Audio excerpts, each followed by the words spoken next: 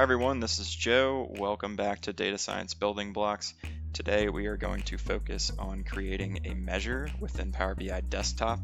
So if you've been following along, go ahead and open up your DSBB Power BI file, the PBIX file that you had saved in your DSBB folder.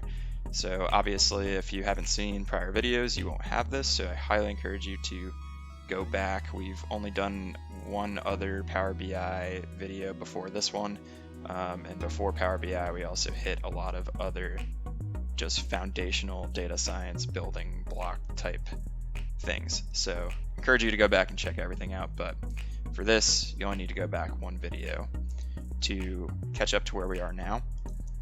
I will first go to this table view, the data ribbon here, navigate to mtcars and show you how to add a column, and then try to talk about the benefits of creating a measure as opposed to this column method. So it'd be very easy to just do new column and row by row, do the calculation that we want. So I'm just going to do horsepower per weight, so just a simple division of horsepower divided by horsepower over weight, we can call this.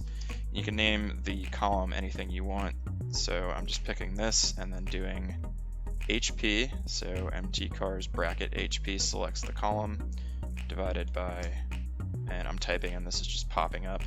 Simple division here. You can also do, this is the DAX language, so I just know that I can use this function here, divide, and pick the numerator, just horsepower over weight. And this is better practice because you can give an alternative result of 0 here as your third argument.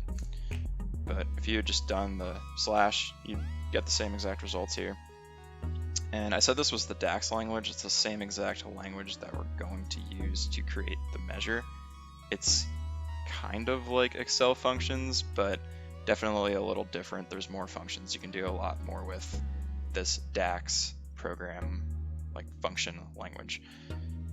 So you can see we have row by row, this 110 here in the first row, for example, divided by the 2.62 is 41, and then all the way down the page. So I'll format the column just by clicking this little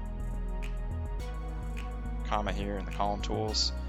It will do its thing, 2 decimals is fine, and then we can head over to page 1 and create a new page if we want.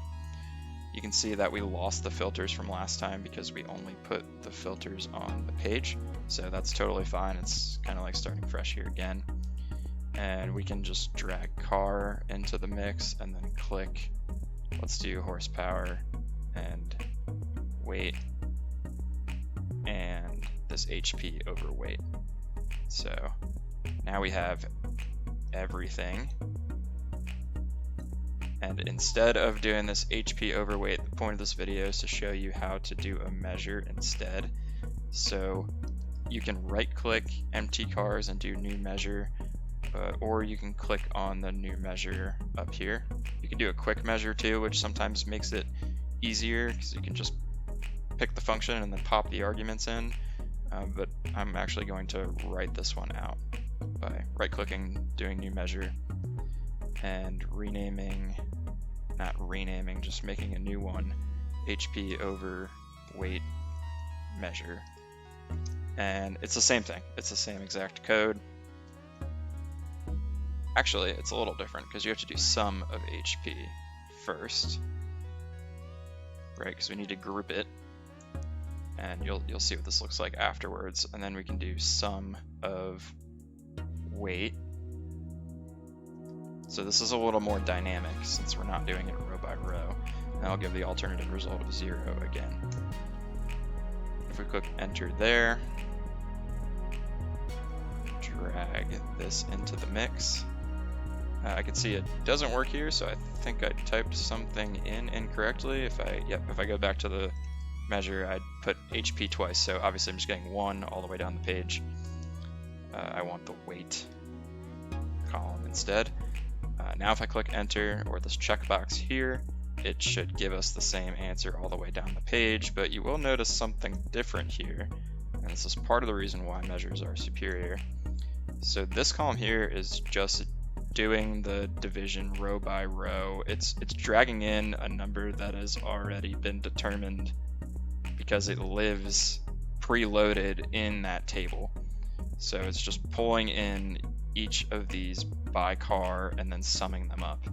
That's not really what we want it to do, and also we don't need to store this information if we can do it on the fly and eat up less resources just by dragging the measure into the mix. So we get the same answer as we can see here all the way down, but on the total level, the DAX is doing the same thing we told it in the measure, which is summing up all of the HP and then dividing it by the weight. So it's doing 4694 divided by 102.95, which is really what we want. We don't really care that the sum of this HP over weight is 1450.71. We want it to say 45.59. So it does it at the total level and at the more granular level. So as you can see, this works, and we can not only take this out of the table and feel confident that the measure is the way to go, we can go back to the table and get rid of this entirely and use this new column over again with any other chart or visual that we create. So I will jump into creating a visual in the next video with this measure that we just created here.